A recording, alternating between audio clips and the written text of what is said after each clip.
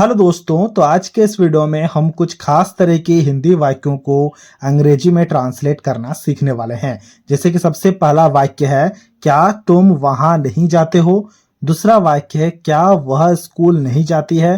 तीसरा वाक्य है, क्या वह नहीं पढ़ता है। तो इस तरह के प्रश्नवाचक वाक्यों को कैसे हम अंग्रेजी में ट्रांसलेट करेंगे, वही हम आज के इस वीडियो में सीखने वाले हैं। तो ये वीडियो बहुत ही मजेदार वीडियो होने वाला दोस्तों, इसीलिए इस वीडियो को एक लाइक जरूर कर देना। और कुछ इसी प्रकार के वीडियोस को देखने के लिए आप हमारे चैनल को भी सब्सक्राइब कर सकते हो।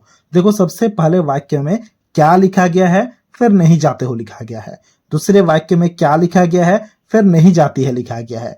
फिर क्या लिखा गया है, फिर नहीं पढ़ता है लिखा गया है। तो कुछ इस तरह के जब भी प्रश्नवाचक वाक्य आ जाए ना, तो इनके लिए मैंने एक फॉर्मूला को लिख रखा है, जरा ध्यान से देखना। देखो, मैंने यहाँ पर फॉर्मूला को लिख रखा है कि सबसे पहले हम डोंट या फिर डजंट का प्रयोग करेंगे। डोंट का मतलब होता है डू नॉट, डजंट का मतलब होता है डज नॉट। दोनों में से किसी एक का प्रयोग करेंगे, फिर हम सब्जेक्ट को लिखेंगे, फिर वर्ब को लिखेंगे, फिर ऑब्जेक्ट को लिखने के बाद क्वेश्चन मार्क लगा देंगे। अब आपका सवाल होगा कि हम डू नॉट का प्रयोग कर क्यों रहे हैं। डू नॉट का प्रयोग इसीलिए कर रहे हैं क्योंकि देखो यहाँ पर नहीं लिखा गया है ना, इसीलिए कर रहे हैं। और कब कब डू नॉट और कब कब डज नॉट का प्रयोग होगा, ये भी आपके मन में सवाल आ सकता है। तो उसके लिए भी मैंने यहाँ पर चीजों को काफी अच्छे से लिख रखा है। देखो, अगर सब्जेक्ट आई हो, वी हो, दे हो या फिर यू हो, तो हम डू नॉट का प्रयोग करेंगे। और अगर सब्जेक्ट ही हो, सी हो या फिर किसी व्यक्ति का नाम हो ना, तो हम डज नॉट का प्रयोग करेंगे। डोंट का मतलब होता है डू नॉट का शॉर्ट फॉर्म, डजंट का मतलब होता है डज नॉट का शॉर्ट फॉर्म। ठीक है, अब हम ट्रांसलेशन को करते हैं। तो ट्रांसलेशन को करने के लिए सबसे पहले डू नॉट या फिर डज नॉट लगाएंगे, फिर सब्जेक्ट, फिर वर्ब, फिर ऑब्जेक्ट। ठीक है, तो सबसे पहला यहाँ पर वाक्य क्या है, जरा ध्यान से देखो। सबसे पहला वाक्य में लिखा गया है, क्या तुम वहां नहीं जाते हो। सब्जेक्ट क्या है, सब्जेक्ट है तुम यानी कि यू सब्जेक्ट है, और यू के साथ में हमेशा डू नॉट का प्रयोग होता है। देखो, अभी अभी हमने कहा कि यू के साथ में हमेशा डू नॉट का प्रयोग होता है। तो यहाँ पर सबसे पहले डू नॉट या फिर डोंट लिखेंगे, तो हमने यहाँ पर लिखा डोंट। ठीक है, फिर बताओ यहाँ पर सब्जेक्ट क्या है, सब्जेक्ट है तुम यानी कि यू, तो यहाँ पर हम यू लिखेंगे। फिर बताओ वर्ब क्या है, पहले डोंट, फिर सब्जेक्ट, फिर वर्ब को लिखते हैं। वर्ब है यहाँ पर जाते हो, यानी कि जाना वर्ब है। तो जाना का मतलब होता है गो, तो हमने यहाँ पर गो लिखा। तो देखो, हो गया डोंट यू गो, मतलब क्या तुम नहीं जाते हो। कहाँ नहीं जाते हो ना, वहां नहीं जाते हो। तो वहां का अंग्रेजी में मतलब होता है देयर, तो हमने यहाँ पर देयर लिखा। उसके बाद हमें क्वेश्चन मार्क लगा देना है, मतलब ये जो देयर है ना, ये ऑब्जेक्ट हो गया। ठीक है, इसी प्रकार से हम हमारे दूसरे सवाल को भी बनाते हैं, यानी कि दूसरे वाक्य को भी ट्रांसलेट करते हैं। दूसरा वाक्य है, क्या वह स्कूल नहीं जाती है। तो सबसे पहले बताओ किसके बारे में बात कर रहा है, किसी एक पुरुष के बारे में बात किया जा रहा है या फिर स्त्री के बारे में बात किया जा रहा है। क्योंकि नहीं जाती है लिखा गया है ना, इसका मतलब स्त्री के बारे में बात किया जा रहा है। तो ये जो यहाँ पर वह लिखा गया है, इसका अंग्रेजी में मीनिंग हो जाएगा सी। सी हमारा सब्जेक्ट हो गया। तो जब सी सब्जेक्ट हो जाता है, तब हम क्या लगाते हैं, डू नॉट या फिर डज नॉट। देखो, जब भी ही या फिर सी या फिर किसी व्यक्ति विशेष का नाम सब्जेक्ट हो जाता है, तो हम हमेशा डजंट का प्रयोग करते हैं, यानी कि डज नॉट का प्रयोग करते हैं। तो यहाँ पर सबसे पहले हम डजंट लिखेंगे, तो हमने यहाँ पर लिखा डजंट। ठीक है, फिर बताओ सब्जेक्ट क्या है। अभी अभी हमने कहा कि सब्जेक्ट वह यानी कि सी है, तो फिर हमने सब्जेक्ट को लिखा। फिर वर्ब क्या है, यहां पर भी जाती है लिखा गया है, यानी कि जाना वर्ब है, तो जाना के लिए गो लिखा।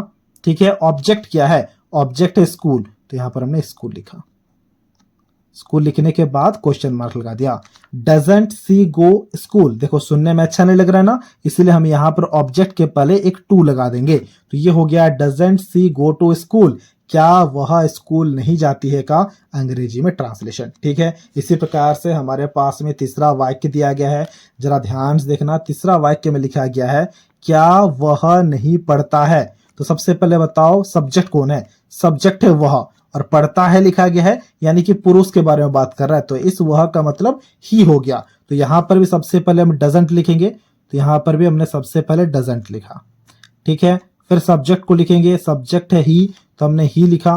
फिर हम किसको लिखेंगे ना, वर्ब को लिखेंगे। वर्ब क्या है, पढ़ना वर्ब है। पढ़ना का दो मीनिंग होता है, एक होता है रीड और एक होता है स्टडी, तो हम यहाँ पर स्टडी लिखेंगे।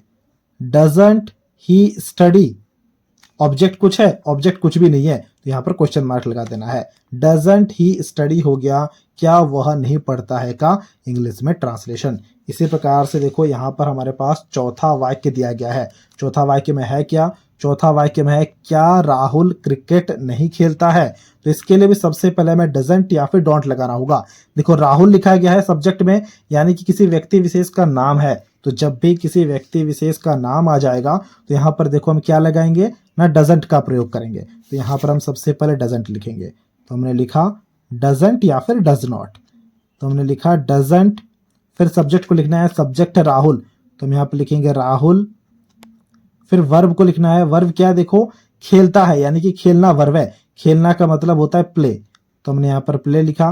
डजंट राहुल प्ले, मतलब क्या राहुल नहीं खेलता है? क्या नहीं खेलता है? क्रिकेट नहीं खेलता है। तो इसलिए यहाँ पर हमें ऑब्जेक्ट को लिखना होगा जो कि है क्रिकेट। उसके बाद क्वेश्चन मार्क को लगा देना है। डजंट राहुल प्ले क्रिकेट हो गया, क्या राहुल क्रिकेट नहीं खेलता है का अंग्रेजी में ट्रांसलेशन। इसी प्रकार का पांचवा वाक्य यहाँ पर दिया गया है, क्या वे लोग यहाँ नहीं आते हैं। तो उसके लिए सबसे पहले डू नॉट या फिर डज नॉट को लिखना होगा। तो बताओ वे लोग का मतलब क्या होता है, क्योंकि वे लोग ही सब्जेक्ट है ना, वे लोग का मतलब होता है दे, और दे के साथ में हमेशा डू नॉट का प्रयोग होगा। तो इसलिए यहाँ पर सबसे पहले हम डू नॉट लिखेंगे, यानी कि डोंट लिखेंगे, ठीक है। तो हमने लिखा डोंट, सब्जेक्ट हो गया वे लोग यानी कि दे, तो हमने दे लिखा। फिर वर्ब को लिखना होगा, वर्ब क्या है, आते हैं, यानी कि आना वर्ब है, और आना का मतलब होता है कम, तो हमने कम लिखा। डोंट दे कम, मतलब क्या वे लोग नहीं आते हैं, कहाँ नहीं आते हैं, नहीं यहाँ नहीं आते हैं, तो इसलिए यहाँ का यहाँ पे लिखना होगा हियर। तो हमने हियर लिखा, उसके बाद क्वेश्चन मार्क लगा दिया। डोंट दे कम हियर हो गया, क्या वे लोग यहाँ नहीं आते हैं का अंग्रेजी में ट्रांसलेशन। इसी प्रकार से छठा वाक्य है, क्या तुम आम नहीं खाते हो। इसका ट्रांसलेशन अभी आपको खुद से करना है और हमसे कमेंट बॉक्स में शेयर करना है। सब्जेक्ट है तुम का मतलब होता है यू, और यू के साथ में हमेशा डोंट का प्रयोग होगा। फिर आपको शुरुआत करना है। तो ये था आज का वीडियो, जहां हमने काफी अच्छे अच्छे प्रश्नवाचक हिंदी वाक्यों को अंग्रेजी में ट्रांसलेट कर लिया है। अगर आपको ये वीडियो अच्छा लगा है तो इस वीडियो को एक लाइक जरूर कर देना, और कुछ इसी प्रकार के वीडियोस को देखने के लिए आप हमारे चैनल को भी सब्सक्राइब कर सकते हो।